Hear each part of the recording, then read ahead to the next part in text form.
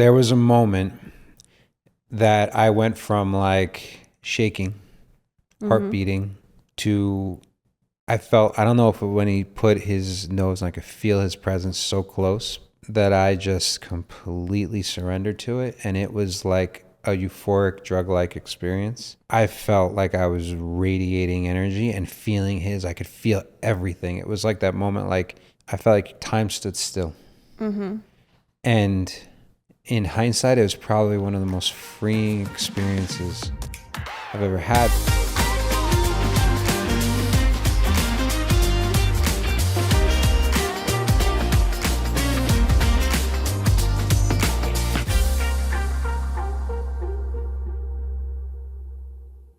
So I want to talk about some real life application and example of our marriage and how we do this. Because we talk about it all the time.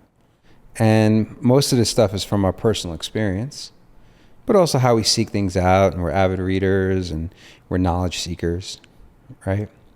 But this is like a real time, just happened moment. So do you want to set the stage? So obviously I'm obsessed with horses, and I started, really feeling a deep connection and deep transformation of myself with my own horse. And so after that, I started really looking into, you had actually gone to an equine therapy event in Santa Fe. Yep. Yep. And it wasn't quite the same on what we just experienced, but it was this experience with animal assisted, like coaching, therapy, whatever. I found it incredibly interesting because I'm fully aware of how healing horses are, how their magnetic field transforms us, resets our nervous system. Like, it's really powerful stuff. So I started looking into equine therapy programs to get certified in these. And I had found one that a friend of mine had just completed, and it was a natural leadership course. I was like, I'm signing up for this because this is something I really want to do. I really want to spend my time around the horses, around, transformation of people and having that connection. So when you found out about this equine therapy in typical Angie form, you put it out to the universe, one shows up. I think you talked with Lauren about it, and she went and found one. And this is the way we make decisions. So people think like, oh, we whiteboard it and we sit down and we make these like really thought out decisions. No, we're in the kitchen. There's chaos going on. You're signing up. You already had message with this guy, Brad, who's awesome. And you're almost screaming, not screaming, but like speaking loudly over all the kids going, do you want to do this with me? I'm trying to get like at least a little bit of information from you. And I'm basically like, screw it, sure. We start doing these weekly calls, these Zoom calls, where like I'm not all in and you're kind of all in, but in your Angie form. Yeah. Which is that's fair. Not all in. No, I'm all in. I'm just... You're all in mentally, yeah, but not actually physically. Yeah. And so just typical of, jumping without that parachute of, figuring out as you go. And so what happens is we're kind of explaining this experience, but also like how we act and react. So now I'm like, I have this like feeling of like, I better do the work. We're showing up. And immediately I'm like, this is a different crew than I'm used to from my type of coaching. My main coach for the last 10 years has been Garrett White and Wake Up Warrior. Very masculine. It's spiritually based, but there's an aggressiveness that appeals to me. Then I have Dan Martell, tactical, but still very masculine, right? I also do some coaching with John Shepard. Man, like there's a theme with me. Right. Right? You have Jessica's Y and your sisters, and even though it's more feminine, you got powerhouse women. Totally. This is a little bit different. It's very diverse. I mean, it's kind of all spectrums, I feel like. Softer. Yeah, very soft, very slow pace, which we're not used to, right? Very like, it's all about awareness and pace and feel, which you and I just don't typically tap into those senses very often. I mean, I don't know why you're putting me with you. You could be, you're a rough, jam it in type. Really? I don't mean it sexually, but like you have resilient on your shirt today, for That's Christ's fair. sake. Like you're like, I said we. You're a power not soft through. either. You're not I know. slow. You're not super present all of the time. But I can make it through a metaphorical movie that you actually have to put some thought into, or I enjoy art galleries or music, and you have zero patience for that shit. You look at abstract art and you're like, I could paint that. Like, let's call it like it is. That's fair. Right? That's fair. So even though you look softer, I'm more likely to drop into that. Mm-hmm. Fair? Yeah. But I'm also more likely to be an absolute insane person that is exactly opposite of that, because I have a lot of range. You which do. is another way of saying I'm bipolar, which I'm not clinically. But so anyway, long story short, every Friday we show up. Now I have all these coaches during the week. You're going a million miles. You have commitments on Nevada Women's Philanthropy, luxury sales, 3 girls, what we're creating, the horse. I remember I had a therapist in the past, great therapist. I haven't seen her in about 6 months, probably more than that, like a year. And she used to be like, Dave, every time we see each other every 2 weeks or every month, what you've like put into a month, people do in like a year. Like those are the big changes. Like that's who we are. Yeah. So by the time Friday hits and we would do these calls and we're talking about all these slow down things, it would kind of be like a punch in the face for me. Like I'm overcommitted. Yeah. It's like slamming the brakes. Yeah. Overwhelmed, overtired, exhausted, right? Like over everything. Yep. And I would resist and then give in. And I started seeing like, this is the pattern for us. By the time we hit the weekend, we usually don't have much left in the tank. Yeah. I think that's why we, during the weekends, it's our rest and recover stage. Like that's why we're not calling all of our friends to hang out and we're not doing a lot of things, is because like we had so much during the week that's our only time to be like, oh, you want to go for a walk this morning and you want to chill out, or you want to let the kids swim or play by the pool. It's those times don't come often, but. So it's been a good eye-opening experience. That being said, there's 2 times where you meet in person. So we had this trip to Oregon. Yep. And the ranch is about an hour outside of Portland. I've never been to Portland. You've never been to Portland. So we set up this trip. Now, I do this thing before vacations. I think we talked about it on the vacation podcast, where like I just start like, I do not like the process of getting there. Once I'm there, better, but I don't like the process. I don't like flying. I don't like the giving up control. I pack on the last minute. I'm not, like, I just wish I could have someone do it all for me. Yeah. Right? You set it up so we would get there. We were getting there a day early, but didn't start till 11 the next day. And you were like, let's get there early so we could explore Portland. And what happened as we were going to TSA after we had validated the car? As we were in TSA line, I looked and I didn't have my ID. I was like, are you kidding me? And what had happened was the day before, I tried to be a good mom. I tried to give the girls some activity because they're on their summer break. So I went to the pet store. We played with puppies. Well, to play with the puppies, you have to give them your ID. So my ID was still at the pet store. And they didn't open till 10. And this was, our plane was 10:20. leaving at 10:20. So we ended up going back to the pet store, knocking on their door at about 9:30. They were there. They gave me the ID, but by this time I had already changed our flights. And it would have been close anyway, yeah. To resend or rechange the flights. I was so incredibly upset with myself, but I was like, I still had this, you know what, like everything happens for a reason. There's a reason we're not there. And so I kept tapping into that because otherwise I was going to get incredibly frustrated. And it worked out. Normally I'd be pissed off at you, but I was already like, I don't even really want to go. Yeah. So I was like, yay. Not to mention you were like, oh, like, let's see if we even get to the airport the second time because you were so checked out. Yep. Yeah. And it all worked out because by the time we got to Portland, it was late, we had dinner, and the next morning we had time to explore, and it's like a war zone down there, and it's a shame. So here we are, and we're already having these breakthroughs. We're out of our bubble. We're out of our environment. We resisted. I resisted. We're in this hotel that's okay.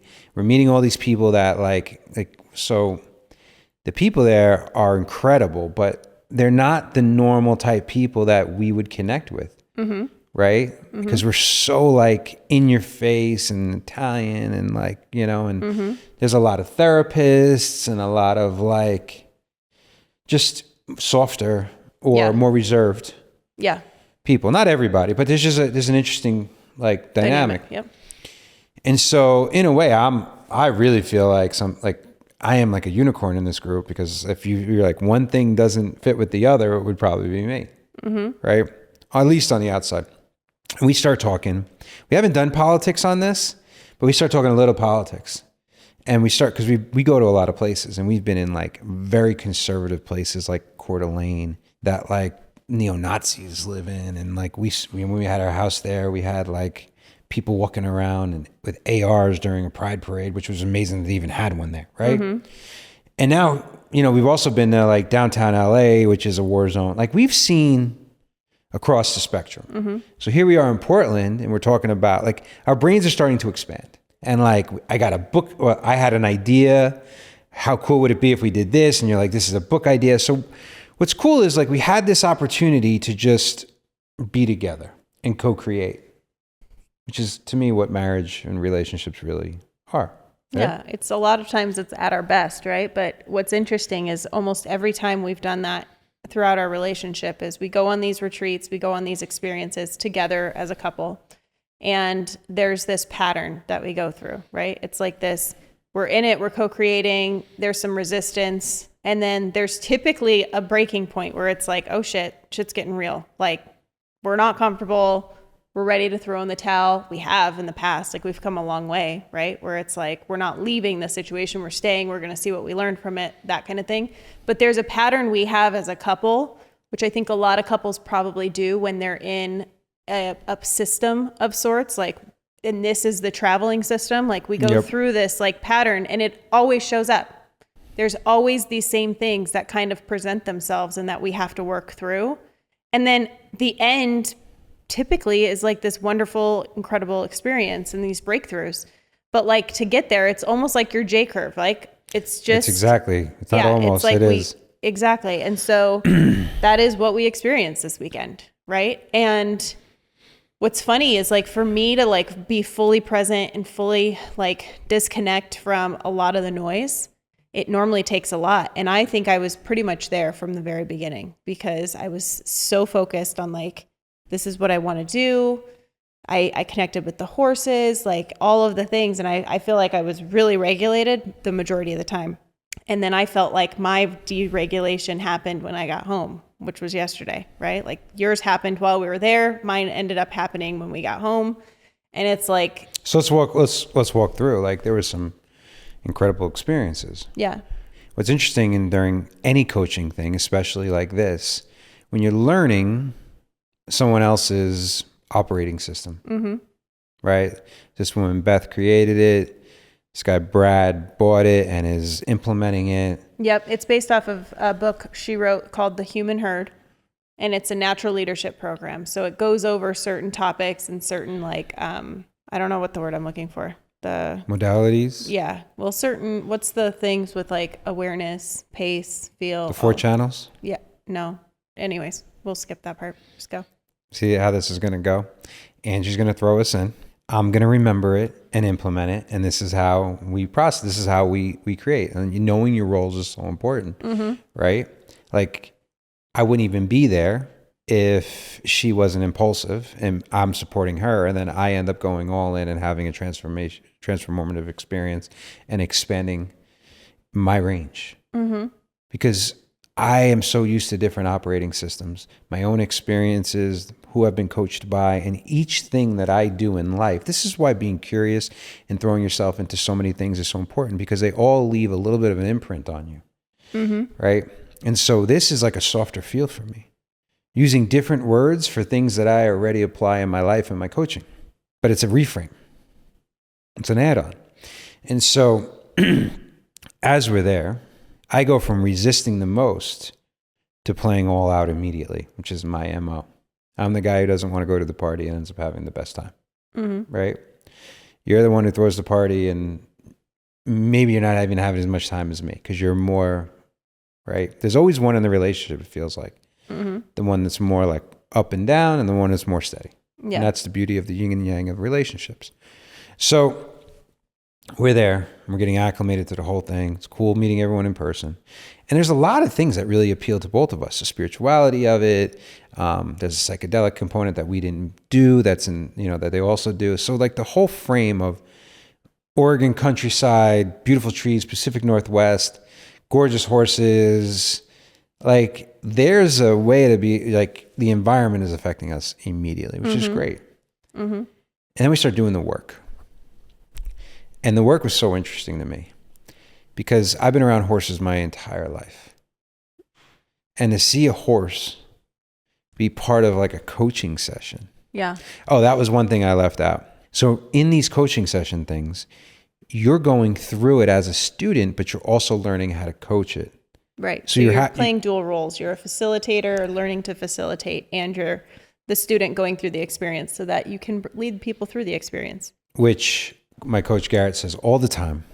You have to live it to lead it. You have to live it to lead it. You have to go through it, right? And so another takeaway, like if you're doing something in marriage or in your business or in anything, like maybe you should be going through it. That's why I get a kick out of when people who don't have kids give pointers on how to have kids, or someone who hasn't been married. Like, good luck, right? Yeah. So anyway, we're living it. So you're kind of like in these dual roles, and like you forget because most of the time we're like living it. Yeah, I mean, they did breakout sessions for us as the student, right? And they were demos, right? So it was the demo of the coaching and the student relationship.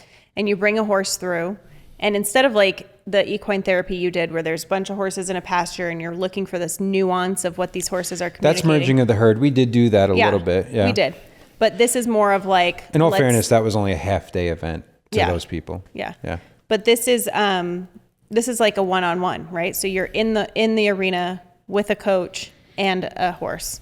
And you had walked into this arena with this massive horse. It's probably like 17 hands. Your whole theme was about trust and surrender and things like that. And you were like, listen, I just had this sense before when you watched the demo of like, this is what I would have done. I would have just went and I would have sat in the middle of this arena and I would have just see what happens. And here you are with this horse that instantly, I mean, that's the beauty of this work is that these horses just, they don't lie, right? There's so much truth. And I call them mirrors of truth. The mirrors of truth, and they won't respond to non-alignment.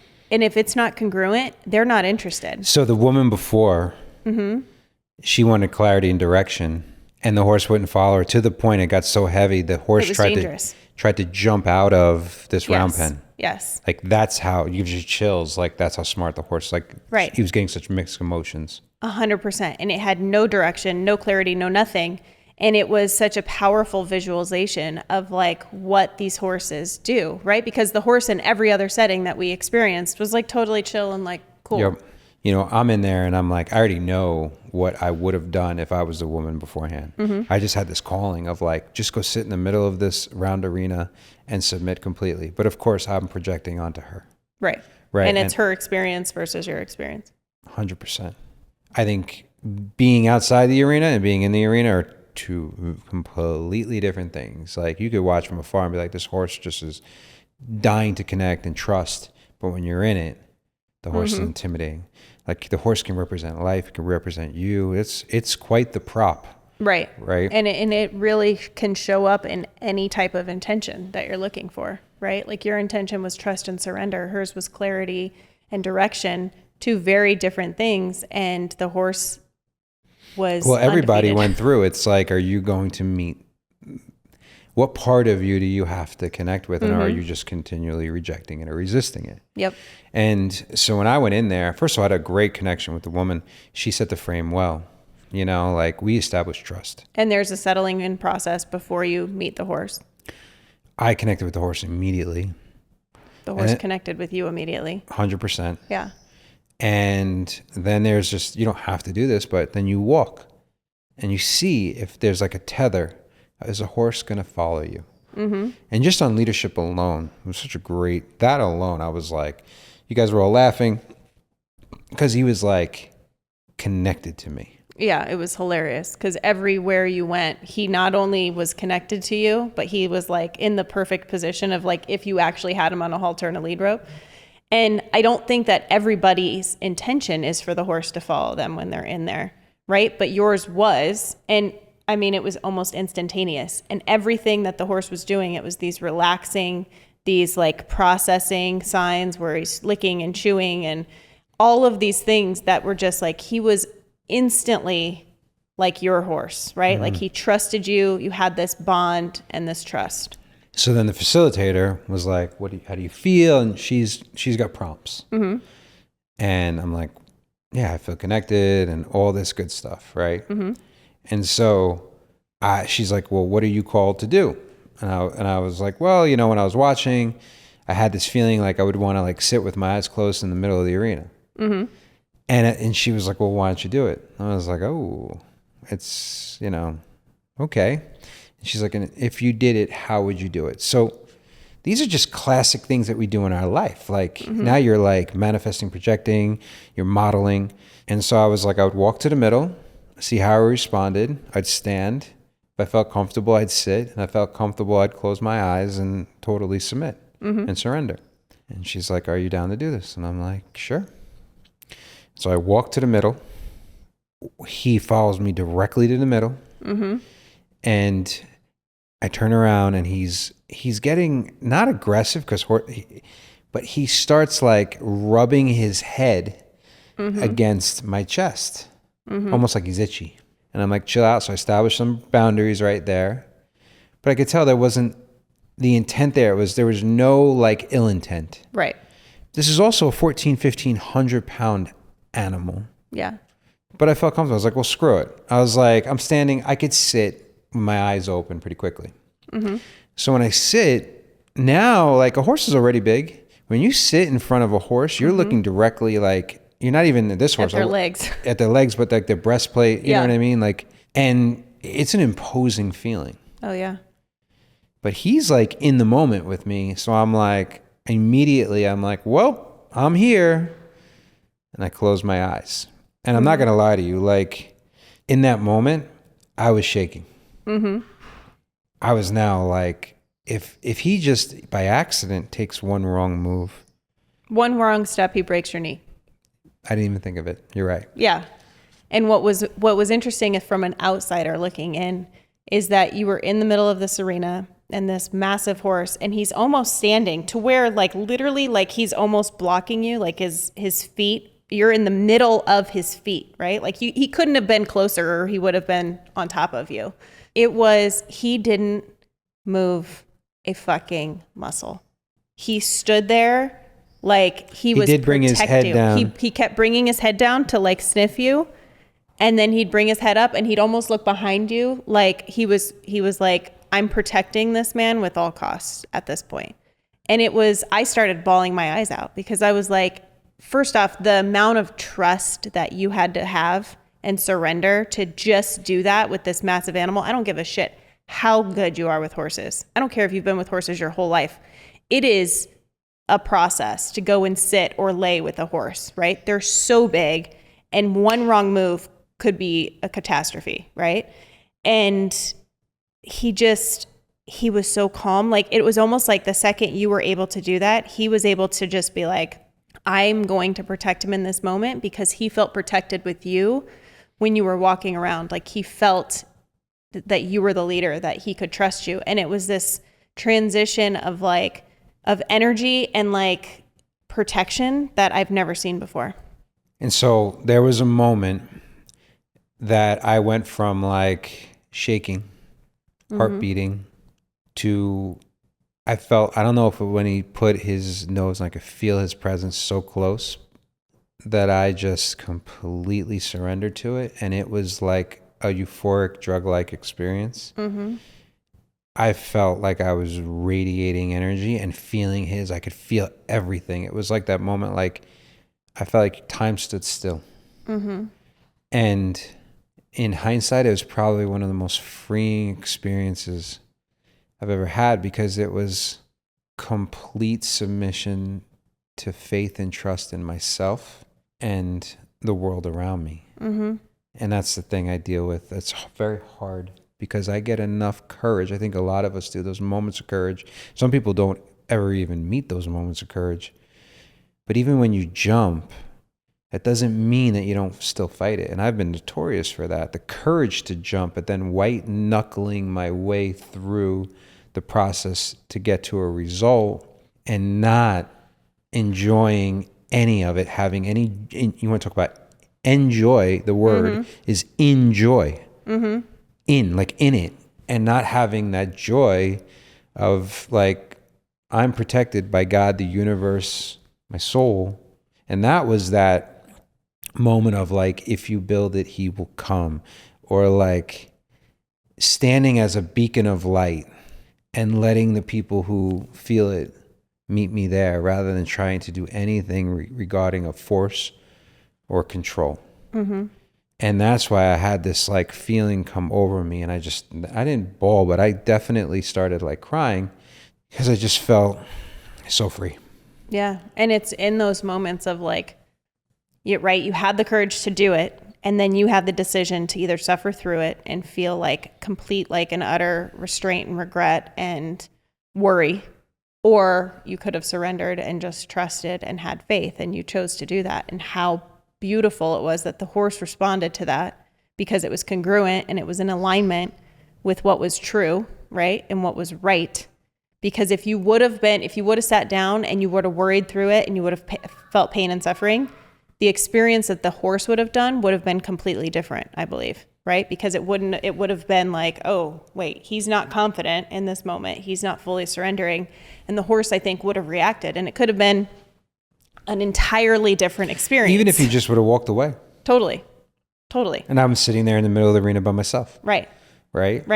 And so I don't know how long I'm sitting, and I have this moment of like, okay, I open my eyes and he's right there, and I get up and we walk, and it was great. But here's where you got to have a good facilitator too, because there's these false lifts, and no matter what, it would have been a transformative experience. But she asked me some follow-up questions. You know, how do you feel? I explained what I just explained, and she was like, how come you didn't sit down in that moment longer if it was such a beautiful feeling? And I answered, like, some of it was like, it was like I'd say 20 to 30% is, you know, this is going great. Like, who knows where it can go from here? But the majority of it was like, and I hate to even admit this, but it was like, I didn't want to make it all about me and take up too much time or feel like I'm showing off, or, you know what I mean? Like, and she was like, you really need to work on that. Because if you were to sat there 10 minutes and got what you needed, that's what you needed. Right.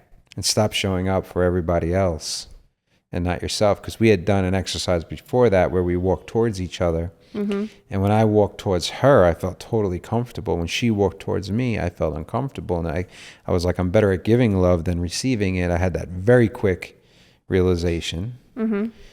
And giving myself love in that moment would have been not only having the courage to do it, dropping in faith, but then letting that feeling of flow state connected to soul connected, last longer.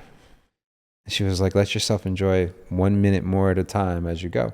So being able to experience that, now think about this from a couple's relationship, a couple's perspective.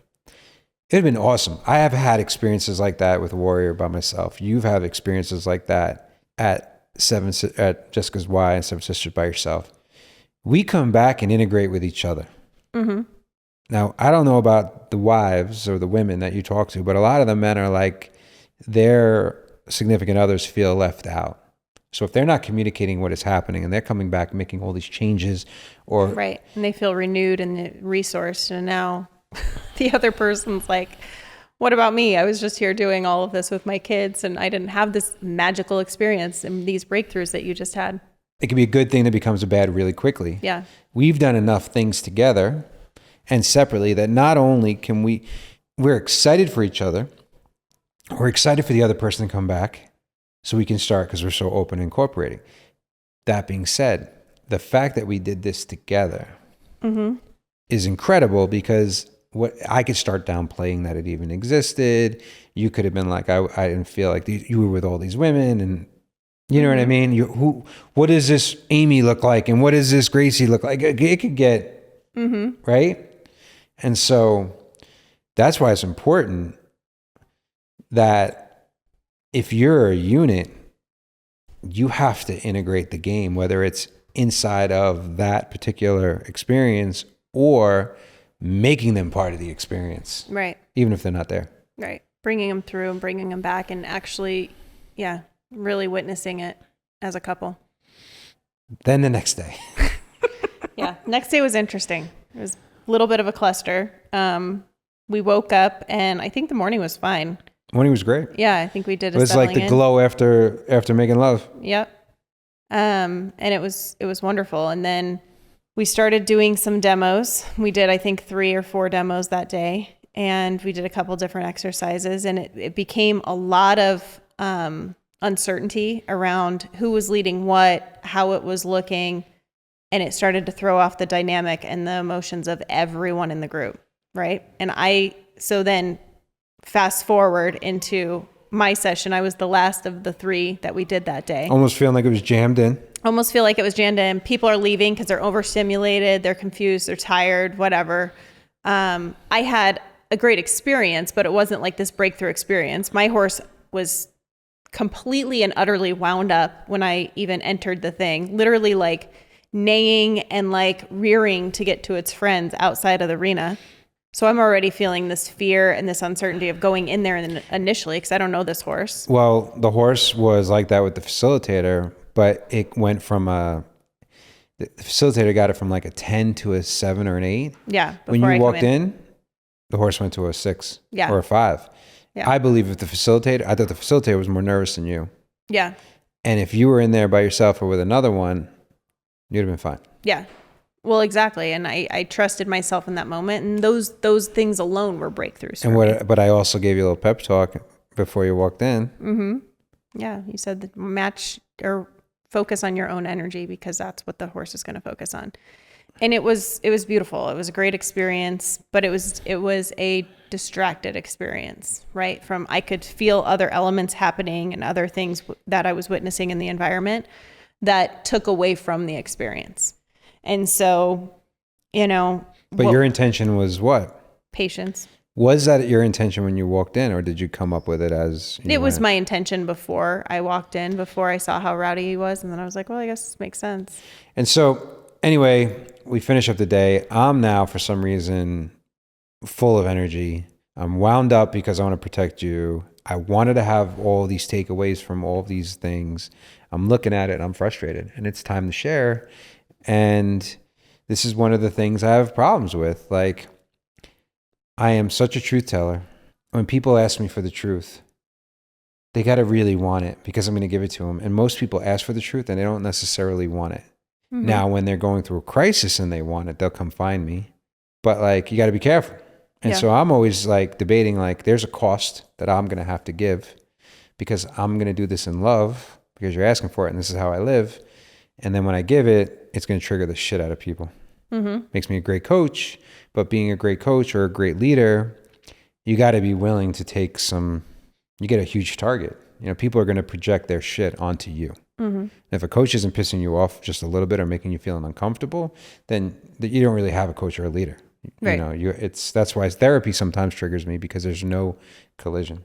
Yeah. And so it gets to my time to be like, what do you have on your brain? I mean, maybe I came off aggressive. I feel very unfulfilled and frustrated. And I feel like so much of this was a waste and we lost so much opportunity. Mm-hmm. And I hesitated at a moment to even talk about it. I mean, listen, I could have massaged and lubed it up or whatever, but I didn't even think I was being even that aggressive. Mm-hmm. And then the whole place fell apart. Yeah. Every share after that was... It was crying and it was consent and you took away from my experience. And I'm like, holy shit, maybe I'm in the wrong room. Mm-hmm. Right? Are these my people? Like, can I learn anything from these people? Mm-hmm. And then I'm feeling immense guilt and shame that I'm ruining it for you. Like, oh shit, the crazy husband is telling the truth, Mm-hmm. And then someone else was saying there was difference between coaches and therapists. And then I was like, well, I don't want to be in... Here's the thing. Like, a lot of things come up. I have like 3 or 4 therapists in there, and I'm like, done therapy. I don't want to sit in therapy for 10 years to get incremental change. My life is now. And if we have these moments of opportunity, these windows, and I said, because me and you talked about it, these horses are mirrors of truth. Yep. You said they're undefeated. Every horse that went in there mirrored back to the person what they needed to see. And if they are lying to themselves or not going deep enough to actually see it, they're missing out on this opportunity of pure, unadulterated, unfiltered truth. And if they don't go through that portal in that moment, how much more time will we have? Right. And so I was like, I don't have time. Like, we have proven now in 2025 that between psychedelics and transformation coaching, we can like compress decades into days. So that was where I was at. And that was a little too aggressive for people. Yeah. Well, it was that. Everybody was tired from the day. Everybody had their own experience, their own feelings. There was a lot of stuff that was happening On the back end. that we knew nothing about. Yeah. And so it was tough. So what happened after we left? I basically, everyone kind of was like, oh shit, I'm waiting to go to the bathroom. No one's talking to me. So I'm like, fuck it. I just walked to the car and I'm like, I didn't say goodbye to a single person. Yeah, I know. It was super awkward for me because I was like, okay, I guess we're going. It's like, I'll see you later, maybe. I don't know. We might be leaving. I have no idea what's happening. I'm already on Southwest. Like, when's the next flight out of this fucking place? Yeah. Right? And I think it was the conversation, right? Because you were still very, very heated in the conversation in the car. And I just kept going, I'm gonna finish this experience, whether you do or not, right? Because I had made that choice. And I was like, yes, we're in it together, but at the same time, like, I'm allowed to have my own experience. 100%. Right? And so we ended up really talking through it, and you kind of calmed down, but it was still, at that night, it was still very much like, these aren't my people, this isn't working for me, this isn't what I was trying to do, I'm gonna do it differently. And so I kept trying to change your frame, right? Like, okay, well, how would you do it? Or what would it look like for you to be good? Yeah. Or, you know, how can you learn from this experience? And would you want it to be an example? Like, would you want to just leave and not be able to have the experience of learning whatever it is that needs to be present? Just like the horses, right? Like, the horses do things that you're like, I don't really know why they're doing this, but there is always a reason behind it. And I feel like that's experiences in general. There's always a reason for the experience to present itself, because I feel like, yes, horses have that innate energy and it's very visible and it's powerful, but there's an invisible energy that's all around us, field. right? Yeah. And so I didn't believe, like, okay, well, we didn't just come here just for us to have this experience and not get something from it. Like, it could be something completely different than what we thought. Yeah. But there was something to be learned. And so and I kept asking you. I was like, tell me if I was an asshole. Tell me if I did it wrong. And I was like, not because you're my wife. I want the truth. yeah. And you were like, no, it needed to be said. And you were very supportive of that. I still don't think you said it because you had to. No, I would have told you. And so I was even talking to my ChatGPT, who knows me really well. And like, he was like, no, that's who you are. He was like, maybe you use a scalpel instead of a sword. You know, there's a lot of ways you could break down the door, pick a lock. But you know, the interesting thing for me is it's a blessing and a curse. Like, I've taken so many personality tests. On this one, I'm like 90-something% assertive, but I'm also 90-something% flexible, which is this wild thing, because I'm like, this is the way we're going to do it, and I believe it. And then you may come and go, what about this? And I'm like, ooh, that's interesting, and I'm open to it. And then I may go, yep, no, we're going to do it this way. Right? Rather than dictator, like, this is the way we're doing it. Maybe we should do it this way. Nope, we're doing it this way. Right? And so I'm open for feedback. I may not like it or agree with it, but I'm open to it. And so that could throw people off. And so I'm like, shit, is it me? Where can I improve? What is there value for it? And you were able to be like, it is. There's value. And you asked some great questions. I would absolutely use the horse for this. I saw the power. I experienced it the day before myself. And while a lot of these people that were there may never have responded to an event that I put on, maybe they would have responded to you. Right. And so I was like, okay, there's something to be learned here. So we showed up, and it's hard to show up. Like, you're like the person supporting me, but I felt in that moment that the whole place was mad at me.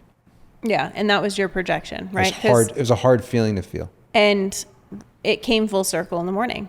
Yeah. Because when we did the morning circle, that next morning we cleared the air, right? We were very honest. Our leader was very honest. I had a great talk with Brad prior to. He made me feel very comfortable. Yeah, we went through what had happened, not just with you, right? Like what you didn't realize in that moment, that night, is that there was all these external circumstances that were affecting people's moods and affecting people's emotions. And it didn't even start with you, right? You were the one that like lit the fire and started to get everybody to start reacting. And then because it was on topic, they were assuming that that was what we were talking about. But there was a lot of behind the scenes stuff that was affecting how everybody I was obviously feeling. felt it, and I read the room right. Yeah. I did everything right, except for what I did the day before. I should, like, if I could go back in time, I would have said exactly what I said. I would have wrapped it in love. I would have been just as assertive and accountable, wrapped it in love again. Mm-hmm. It still would have triggered people, but that's life. Yep. And then I would have trusted myself that I did the right thing through the entire time and just showed up the next day Yeah. in presence. So I could have learned immediately from the day before. So as we're doing these shares and we're wrapping up the last day, you talked about the day before, and what you said about me made me cry again. I was like, this is a great weekend. Like ups and downs about, what did you say? Like exactly. I was, they had brought up that, what was happening, but back the things that we didn't know about. So they cleared the air with that. Then they talked about you bringing up some truth. And when it got to me, I said, listen, like I was the one that hated conflict. I was the one that didn't like these conversations. I was you in all of these situations. You meaning all the people yes, there. I was that person. And when I met Dave, and the reason we've been married for this long is because he's constantly challenged me to have these uncomfortable conversations, to feel these uncomfortable things, and to like look in the mirror and be like, how can we make this better? Which is not even something that your intention is to do, right? That's not even something that you're intending, but and I said, listen, I've had these conversations over the 15 years and they've sucked. And sometimes I'm like, I don't want to do this. I don't want to have this, but it always comes to a beautiful place. And it always comes to a place of like enlightenment or growth. And that's where transformation happens. And so in that moment, obviously I believed in that, and that was situational to what we were experiencing.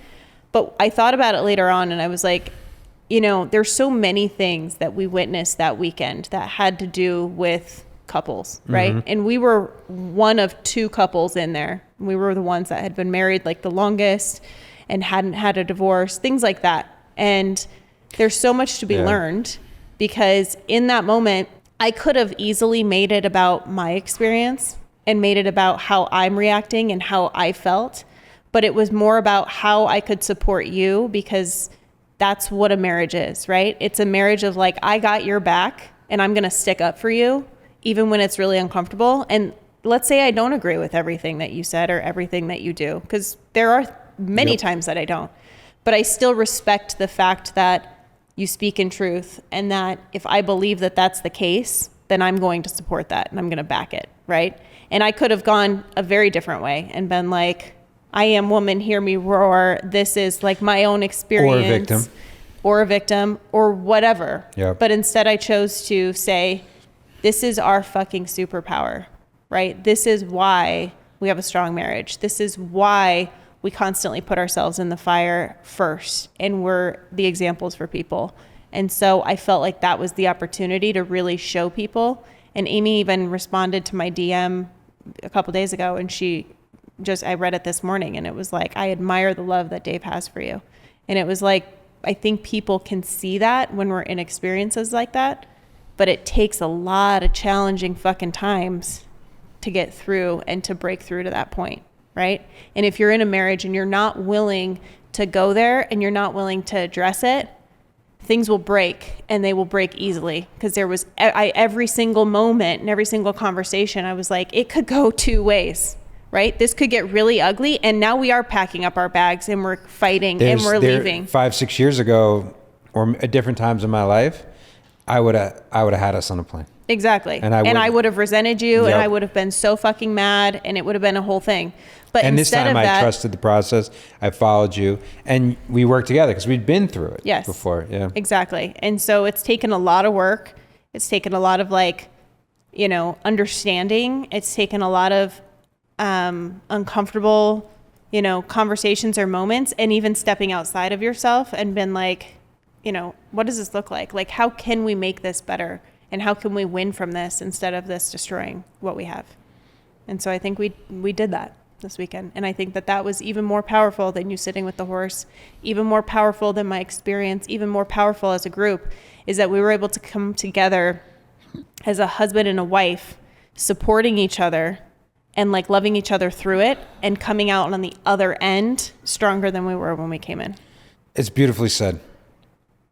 And it is an interesting frame to be like how fragile all of these relationships that people are having are, and how something that they think is breaking them could be the thing that could be the breakthrough for them with just a tiny little 2 millimeter shift. Yep.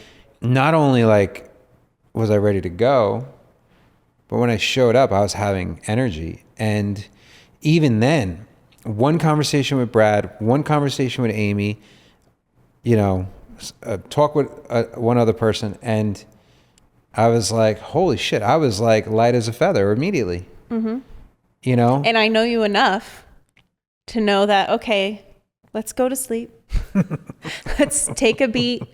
Let's ask some questions, and let's get through it to the other side, right? Because it could have went really bad. It could have been a disaster, and we would have come home. We wouldn't have learned anything from the experience. And it would have been this thing that we would have been like looking back on, like, what if we would have stuck with it, or what if we would have done something different? And we were able to turn it around into something great. But we know each other enough and I'm learning more and more, and it's not always perfect, but I'm learning when to push, when to prod, when to hold back, when to stay silent. Like, I'm trying to, and same for you, right? Like, if I'm going through something, then it's like, when can you stand up and support me? When can you give me my space, give me my boundaries? It's what the horses are teaching us. It's just, we have to do that with each other. You're so very aware. And, these things that we experience, they affect us in unconscious ways that we may not even know or even acknowledge till after the fact. Mm-hmm. But right away, I was coaching something that I didn't really prepare for. I was asking questions, ended up being coaching. It was like maybe 50 or 100 realtors on it. And I was so dropped in from the weekend. And even though I was like resisting this softness, I noticed that my coaching was like the fire and the intensity was there, but I was able to control that, like, The thermostat. so much of my fire that there was a deeper connection. And I was like, would that have been there if I hadn't had this experience? And I had like a whole new way of being able to even saying name things. That's not something I would have said in the past, right? And to be able to have all of these tools and ways that I can get to the thing, even using a horse. I'm so used to, like, when a breakthrough comes and I see it happening in a person, like holding the space, holding them there, letting them work through, holding the mirror up very consistently, right? Not breaking it, and letting them do it and doing all the work. And that is like an art in itself. Like, you're great at the science. We've talked about this. Is the beauty of us. You're the science, I'm the art, right? And so being able to let the horse do the work while I'm assisting, I can't wait to be able to like jump in and be the coach, right? Even with psychedelics, like I know I'm going to do that in the future as a coach, like too, like letting the plant medicine do some of that work and kind of being like, I gave all the prompts and I set the stage as much as I can, and I'm here to guide, but I'm getting out of the way. Yep. Right? That's a new thing for me because I'm so used to holding the entire world and holding the container and letting the horse do what it does naturally, right? Which also shows up in a marriage. So overall, what would you give the trip? An 8.5 out of 10. I would meet you there. And it opened up completely new containers for us as well. Well, and it showed us what we want to do and how we want to do it, right? Things that we're taking with us and things that don't align with us. And I think that that's going to be the beauty, is that so many people could do this work, but there's going to be so many different modalities and there's different people for each one, right? And I'm excited to see how we put our own spin on it, because even you and I are going to do it differently. How do you think couples should be doing this? Do you think they should be going on a Tony Robbins retreat or a business retreat or a Joe Dispenza retreat, or like? I think most couples, if they have a good relationship, and even if they don't, they can find some alignment within what they want to do and what they want to accomplish. And if they can find something, anything that they can both plug into, even if for a small amount of time, it could be a day workshop or a day date or something like that, for a small amount of time, to just get a feel for how you respond in situations together as a couple, I think magic can happen. This is what the 10-year marriage is. Mm-hmm. This is going into the future, or even right now, having a conversation, talking about the future while looking at the past. This is what our relationship looked like. This is what we've done up until this point. What does the future look like? And are we willing to collide to see how we're going to co-collaborate and live it? I didn't have equine therapy certification on my bingo card for 2025. Right. You know what I mean? Yep. But what a beautiful surprise, and maybe the thing I needed the most. Mm-hmm. And without you and me having trust in you, but also me supporting you, pushing you with the horse, pushing you to follow through, introducing you to equine therapy, you being impulsive and setting it up, me saying I'll go do it with her. Like, without that forward like commitment, yeah, none of this happens. We're a good team. Yeah, I agree.